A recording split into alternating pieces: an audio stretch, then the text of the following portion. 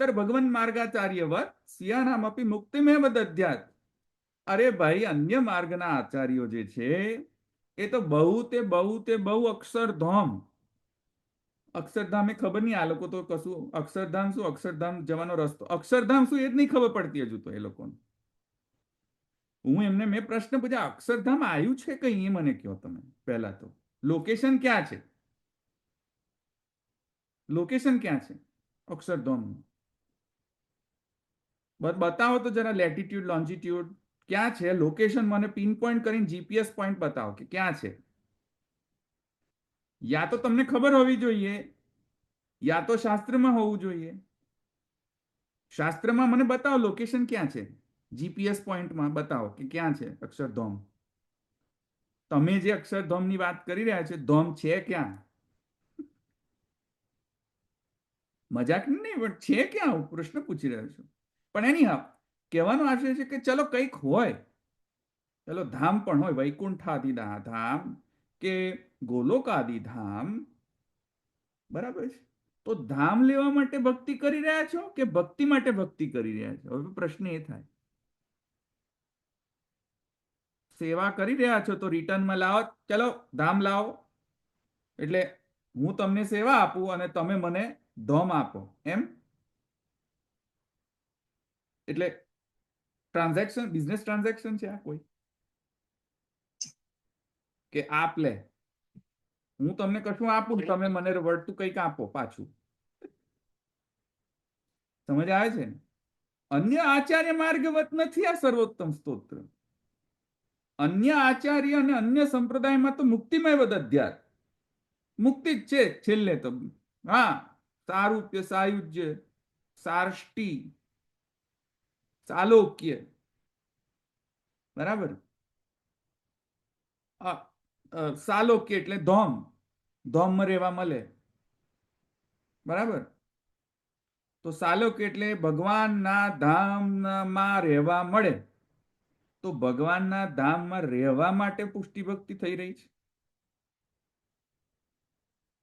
કે મારા વાલા, હું આ વખત સેવા કરું મારા વાલા, તો મારા વાલા પછી હું જ્યારે ઉપર જાઉં ને તો મારા વાલા પેલું યમરાજા ના મોકલતા, મારા વાલા આપ જ લેવા આવજો મને, ને પછી મને તમે ગોલોક ધામમાં લઈ જજો મારા વાલા.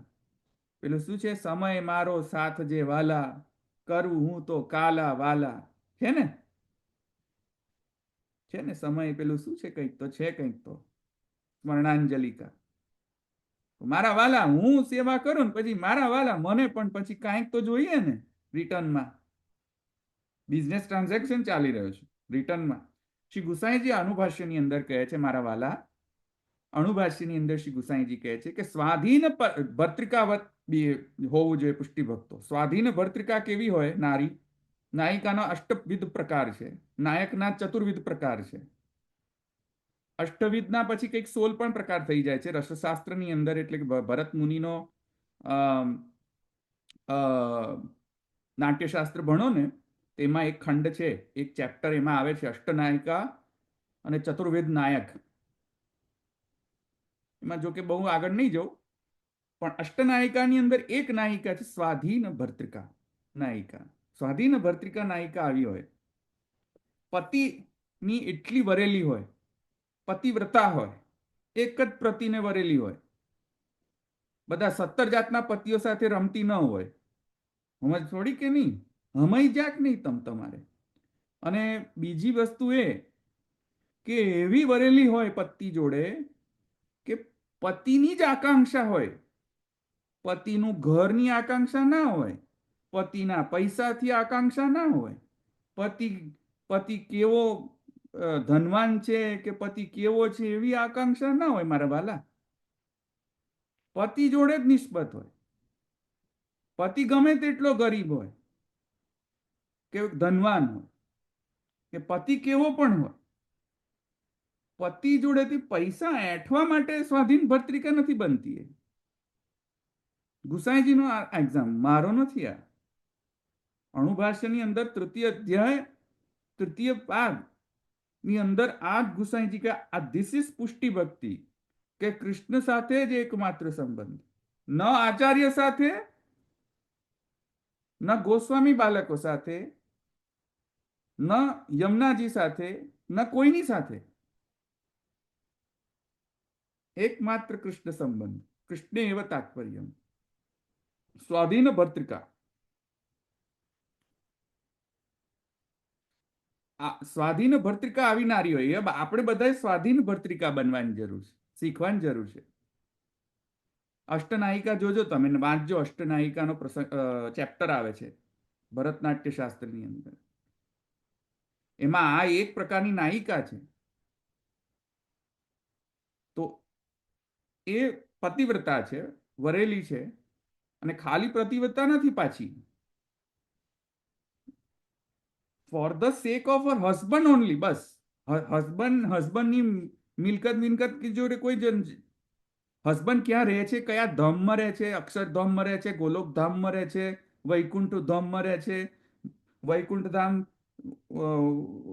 અક્ષરધામથી ઉપર કે અક્ષરધામ વૈકુંઠધામથી ઉપર કેટલો મહાન છે, કેટલો એની સ્ટેટસ છે, એ બધું નથી. એને કોઈ નિસ્બત નથી. પ્રાઇમ મિનિસ્ટર છે, પ્રેસિડન્ટ છે, કોઈ કંપનીનો કે કોઈ નેશનનો, કે સીઈઓ છે, કે પિયુન છે, ડઝન્ટ મેટર. સ્વાધીન ભર્તૃકા, પતિને જ વરેલી છે. she loves her husband for the sake of himself only. બસ જેવો છે એવો જ પ્રેમ કરે છે, એવા જ સાથે પ્રેમ કરે. એના સાથે જે આજુબાજુ જે બધું જે છે, એ ક્યાં રહે છે, કેટલો સાઈઝનો બંગલો છે, કઈ પોસ્ટ છે, શું જોબ કરે છે, કેટલા પૈસા છે, શું સેલેરી છે, સ્વાધીન ભર્તૃકા એવી ના હોય. કહેવાનો મતલબ એ છે, પુષ્ટિ માર્ગ સ્વાધીન ભર્તૃકા વચ્ચે.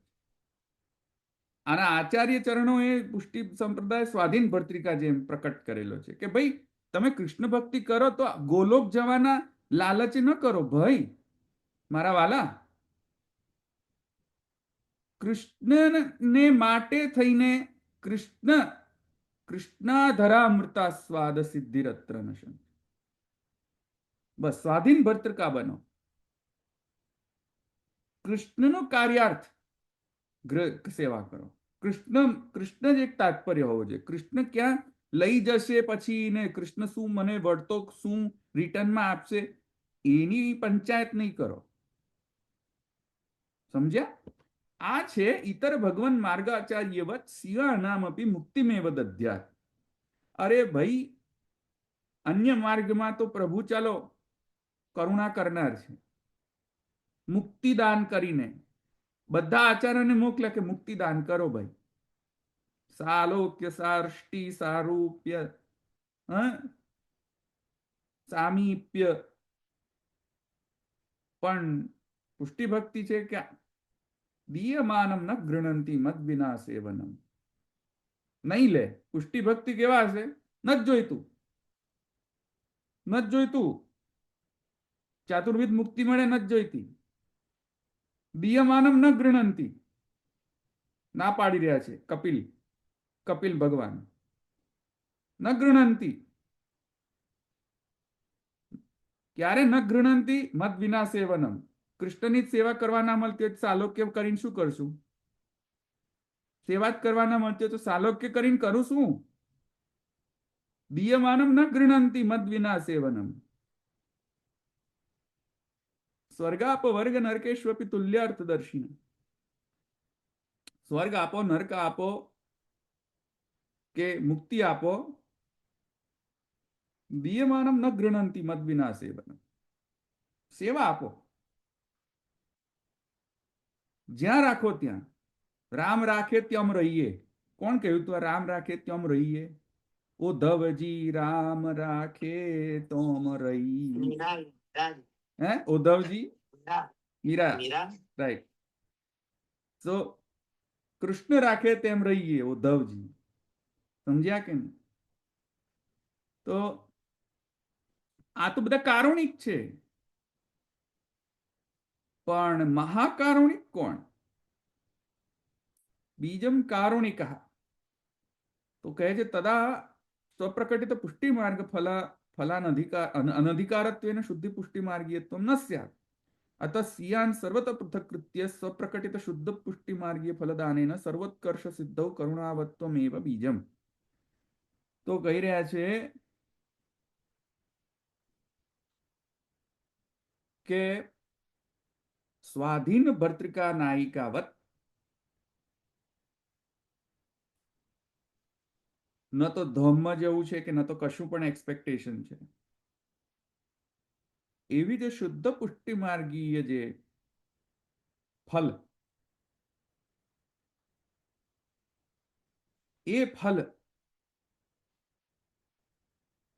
મહાપ્રભુજી પ્રકટ થઈને આ માર્ગ, એ ફલ આપવા માટેનો માર્ગ, જેથી જે શુદ્ધ પુષ્ટિ માર્ગીય જીવ છે તે સ્વાધીન ભર્તૃકા થઈ શકે એવો સર્વોત્કર્ષ સિદ્ધિ દીયમાનમ ન ગૃહંતિ મદ વિના સેવનમ, એવો સર્વોત્કર્ષ સિદ્ધિ એ તો ભગવાનની કરુણા હોય તો જ મહાપ્રભુજીને મોકલ્યા. એટલે ભગવાન જ કરુણા, મહાકરુણાવાન છે શુદ્ધ પુષ્ટિ માર્ગીઓને પ્રતિ. એ મહાકરુણાવાન ભગવાન ન હોત તો સર્વોત્તમ સ્તોત્રનો કોઈ ઉપયોગ નથી, કારણ કે મહાપ્રભુજી પ્રકટ ન થયા હોત. મહાપ્રભુજી પ્રકટ ન થયા હોત તો સર્વોત્તમ સ્તોત્ર પ્રકટ ન થયું હોત. એટલે અહીંયા બીજમ કારુણિક ભગવાન સ્વયં છે, જે ભગવાન શુદ્ધ પુષ્ટિ માર્ગીય ફલદાન કરવા માટે આચાર્ય ચરણોને આજ્ઞા કરી કે આપ પધારો ભૂતલ પર.